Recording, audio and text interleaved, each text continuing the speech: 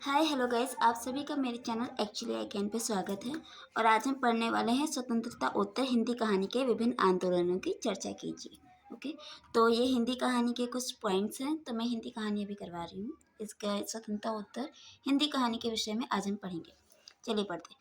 स्वतंत्रता उत्तर हिंदी कहानी का आंदोलनों के स्वतंत्र विवेचन निम्नलिखित शीर्षकों के आधार पर किया जा सकता है। पहला है नई कहानी। क्योंकि स्वतंत्रता उत्तर मतलब स्वतंत्रता प्राप्ति के बाद हिंदी कहानी का जो नया मोड़ आया, उसमें जो नए नए बदलाव आए, हम उसी को यहाँ पे एक्सप्लेन करेंगे। सबसे पहले नई कहानी आई। तो नई कहानी में क्या है? आंदोलन की शुरुआत स्वतंत्रता प्राप्ति तक हिंदी में कोई कहानी आंदोलन नहीं चल रहा था।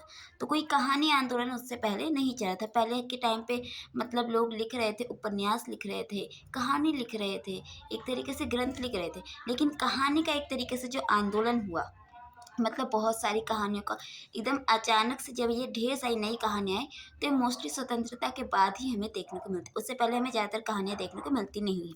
गिनती की 2 3 4 5 ज़्यादा कहानियाँ नहीं हैं। ठीक है। फिर कहानी आंदोलन नहीं चला था, लेकिन स्वतंत्रता प्राप्ति के बाद नई कहानी के रूप में एक ऐसी कहानी का आंदोलन चला जिसने कहानी के परंपरागत प्रतिमानों को नकार दिया और अपने मूल्यांकन के लिए नई कसौटी रखी। ओके, इस काल की हिंदी कहानी को नई कहानी कहते हैं।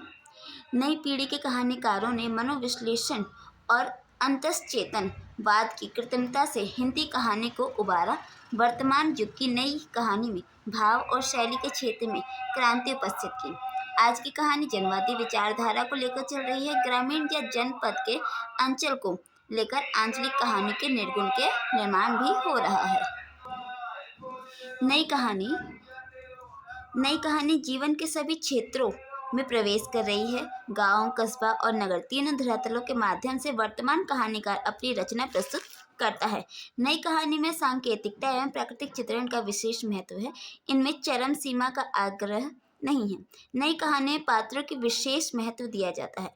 इस युग के प्रमुख जो कहानीकार है वो है धर्मवीर भारती, रांगे राघव, मोहन सिंह सैगर, राजेंद्र यादव, बलवंत सिंह, मार्कंडे, शिव प्रसाद सिंह, डॉक्टर लक्ष्मी नारायण, कमलेश्वर, लोचन बख्शी, अमृत राय, अमरकांत, पानु खोलिया, ओंकार शरद, श्रीकांत वर्मा, कृष्ण बलदेव वैद आदि आदि। फिर इसके बाद आती है सचेतन कहानी, जिसे हम अहिंदी कहानी या फिर सहज कहानी भी कह सकते हैं। ये सन 1950 से हिंदी की नई कहानी का एक नया दिशा पकड़ी है। मतलब 1950 के बाद से हम इसे एक नया दौर कह सकते हैं हिंदी कहानी का, जिसे सचेतन कहानी या फिर अहिंदी कहानी या फिर सहज कहानी हम कह सकते हैं। उसमें कथ्य या शिल्प का नयापन है। हिंदी साहित्य कुछ साहित्यकार इस कहानी को नई कहानी की संज्ञा देते हैं। इस कहानी में 2 विरोधी स्वर देखने में आते हैं।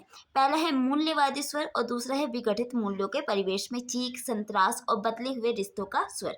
मतलब जो रिलेशनशिप को लेके, उन सब टॉपिक्स को लेके जो कहानी लिखी गई है, हमें यहाँ पे मोस्टली वैसी कहानियाँ देखने मिलती हैं।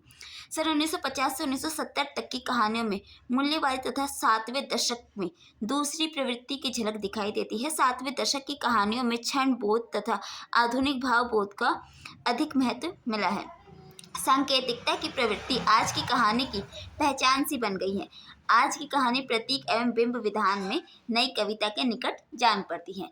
अब आप तो समझ ही चुके होंगे, क्योंकि 1960 के आसपास का टाइम अज्ञे जी का टाइम पीरियड होता है, तो ये नई कविता के ही टाइम पीरियड से माना जा सकता है।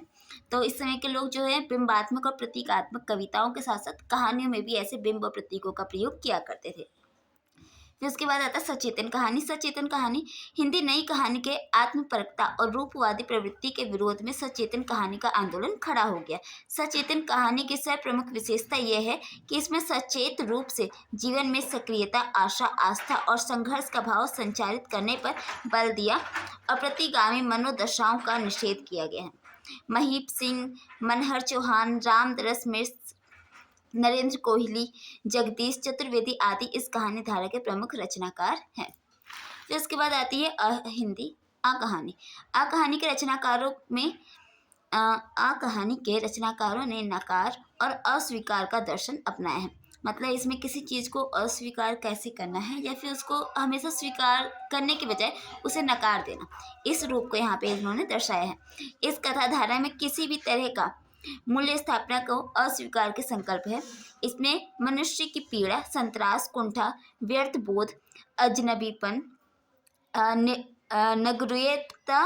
नगरुकता बोध आदि का चित्रण बड़ी तन्यता के साथ यथार्थमय चेतना के द्वारा नए परिप्रेक्ष्य में परिभाषित करने का प्रयत्न किया गया है। अकहानी और अकविता संगोत्रीय है। जगदीश चतुर्वेदी, श्रीकांत वर्मा, राजकमल वर्मा, राजकमल चौधरी, रविंद्र कालिया, ममता कालिया, दूधनाथ सिंह, महेंद्र भल्ला, गंगा प्रसाद विमल आदि इस काव्य धारा के प्रमुख हस्ताक्षर हैं। फिर इसके बाद आती है सहज कहानी। अमृत राय ये सहज कहानी की व्याख्या करते हुए लिखते हैं, मोटे रूप में इतने ही कह सकते हैं कि सहज वह है जिसमें आडंबर नहीं, बनावट नहीं, ओढ़ा हुआ मैनलिज्म या मुद्रा दोष नहीं है। आईने के सामने खड़े होकर आत्मरति के भाव से अपने ही अंग प्रत्यंग को अलग अलग कोनों से निहारते रहने का प्रयत्न नहीं है, किसी का अंधानुकरण नहीं है, इसे हम कहेंगे सहजपन। ठीक है। फिर आगे है समानांतर कहानी। सचेतन कहानी और अकहानी के बाद समानांतर कहानी का आंदोलन सन 1947 से खड़ा हुआ है। यह आंदोलन जनवादी ताकतों को कुचलने वाली इंदिरा गांधी की कटिबद्धता के विरोध में हुआ है। भीष्म साहनी, चंडी प्रसाद, हरदेश, कमलेश्वर, गोविंद मिश्र, इब्राहिम सारिफ, सतीश जायसवाल आदि इसके प्रमुख हस्ताक्षर माने जाते हैं। फिर इसके बाद आती है सक्रिय कहानी। राकेश वत्स ने सक्रिय कहानी के विषय में लिखा है, सक्रिय कहानी का सीधा और स्पष्ट मतलब है आम आदमी की चेतनात्मक ऊर्जा और जीवंतता की कहानी।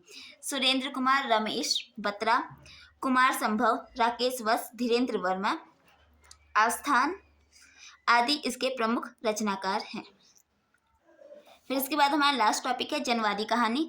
सन 1982 ईस्वी में जनवादी लेखक संघ की स्थापना हुई है। उसके राष्ट्रीय अधिवेशन के उपरांत जनवादी लेखन कार्य राष्ट्रीय स्तर पर बड़ी तेजी से होने लगे हैं। इसकी पृष्ठभूमि में प्रेमचंद जी की जन पक्षधरता, यशपाल रांगे राघव, भैरव प्रसाद गुप्त, मार्कंडे, भीष्म साहनी, अमरकांत, शेखर जोशी आदि का बहुत बड़ा योगदान है। इस जनवादी कहानी के प्रमुख कहानीकार रमेश उपाध्याय, रमेश बत्रा, स्वयं उदय प्रकाश, राजेश जोशी, धीरेन्द्र आस्थान, विजयकांत आदि हैं। सो गाइस, यहाँ पे हमारा स्वतंत्रता उत्तर हिंदी कहानी का टॉपिक खत्म होता है, क्योंकि इसमें जितने भी जो नए नए कहानी के टॉपिक्स आए हैं और उसमें जो भी मोस्ट इम्पॉर्टेंट जो कहानीकार हैं उन सभी के यहाँ पे हमने नाम मेंशन कर दिए हैं। अगर आप इतना भी पढ़ते हैं तो आपका जो स्वतंत्रता उत्तर हिंदी कहानी वो काफ़ी हद तक कंप्लीट हो जाता है और वो क्लियर भी हो सकता है। सो गाइज, प्लीज़ मेरे चैनल पे अगर आपको मेरी वीडियो पसंद आई हो तो प्लीज़ वीडियो को लाइक, शेयर एंड कमेंट करना ना भूलें। और आप सबका मेरी वीडियो के एंड तक बने रहने के लिए थैंक यू, बहुत बहुत शुक्रिया।